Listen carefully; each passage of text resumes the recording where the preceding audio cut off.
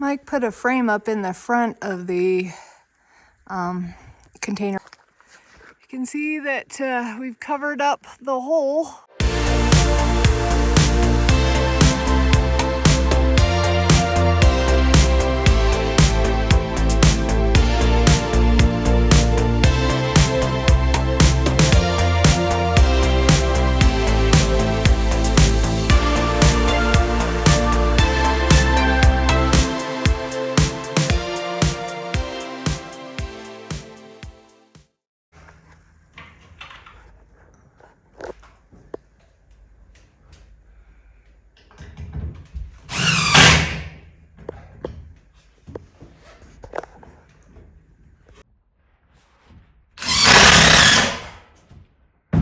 Well, that improved it a little bit.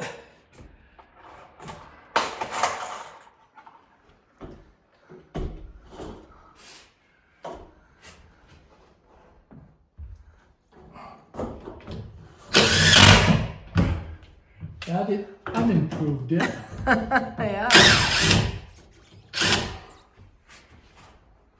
I think it's just warped, so not worth it.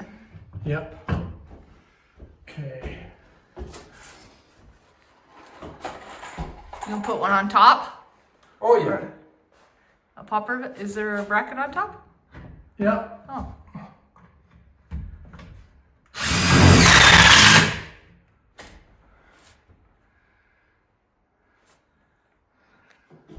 Okay.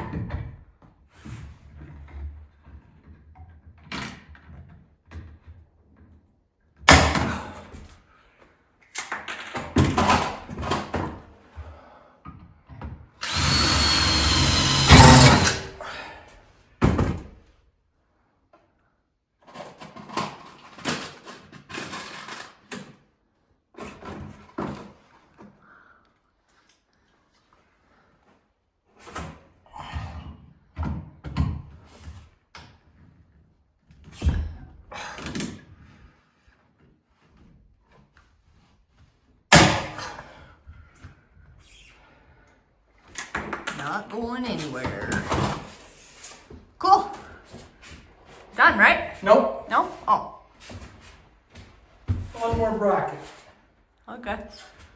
Where are you gonna do that on this one down here? Yep. Okay. Did I leave? I already grabbed that bracket. Yes, I did.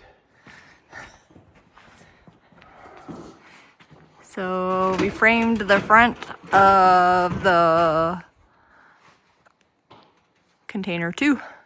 And then, because this is where light switches, a light switch and plugs and stuff will go.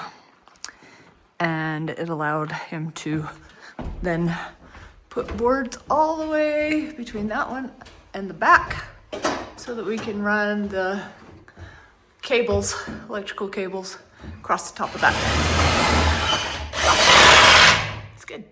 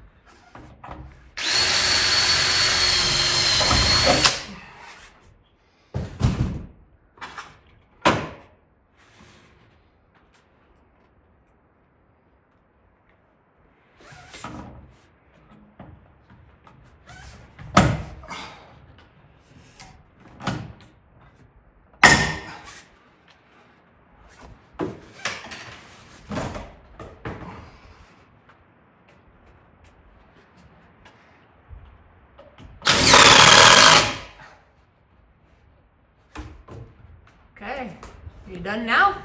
Now I'm done. Woo-hoo. I wanted to actually show you why we got a reefer. I mean, if you look at this thing, look at that, how thick that is. I mean, that's really thick, and that's all insulation.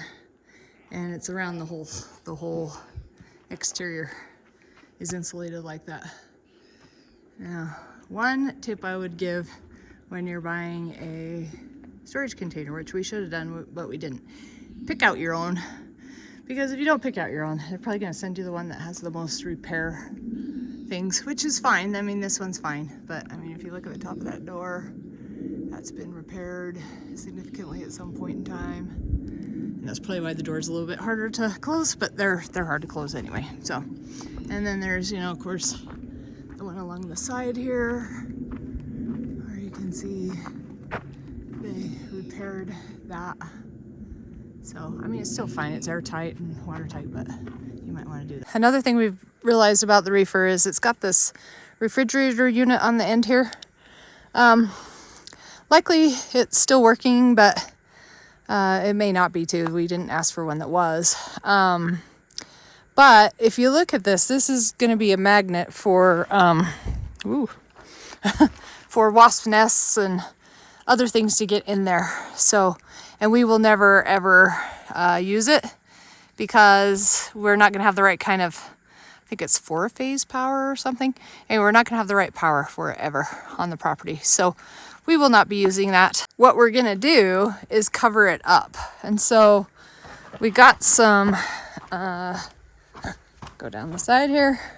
We got some of this sheet metal right here that we're actually just going to put over the top of it to cover it up. And this is sheet metal that Mike's dad had laying around his house for the last several years, many years. He said that he hauled it from his previous house and has never used it. So we're going to put that to use. Bit of recycling, I guess.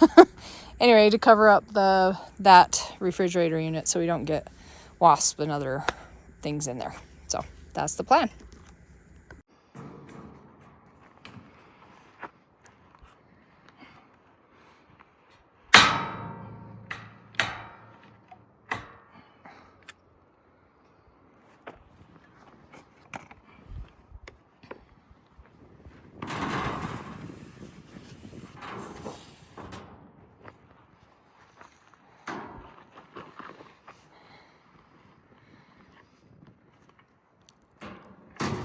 You might want to do some middle. What? I was going to say you might want to do a middle one. No, that's not the problem. What's the problem?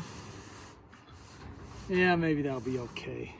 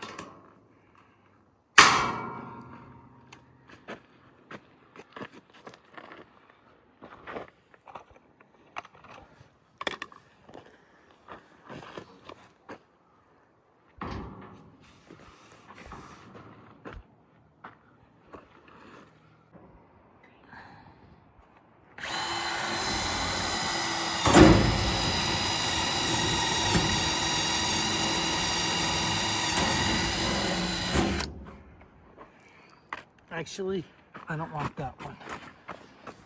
You want a bigger one? I need a longer one.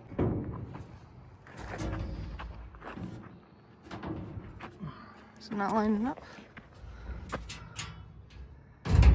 And did you get actually all the way through? Mm-hmm. Oh, okay. Before it busted.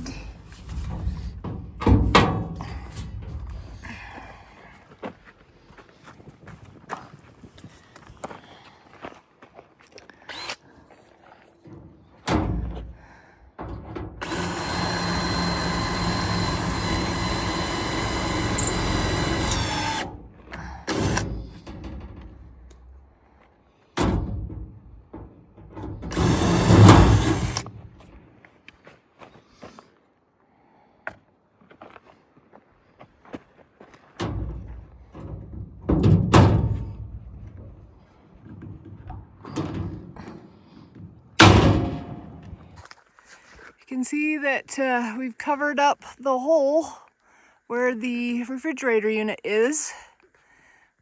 It's completely covered, and I will be priming that and painting it the same color, and then do some silicone around, especially the top edge. We shingled it, so hopefully we won't get rain back there, but I'll definitely do a good bead of silicone across the top and around the edges of it. But yeah, it's all pop riveted on. So Mike did a great job, and we had plenty of the sheet metal from his dad's house, so it worked out great.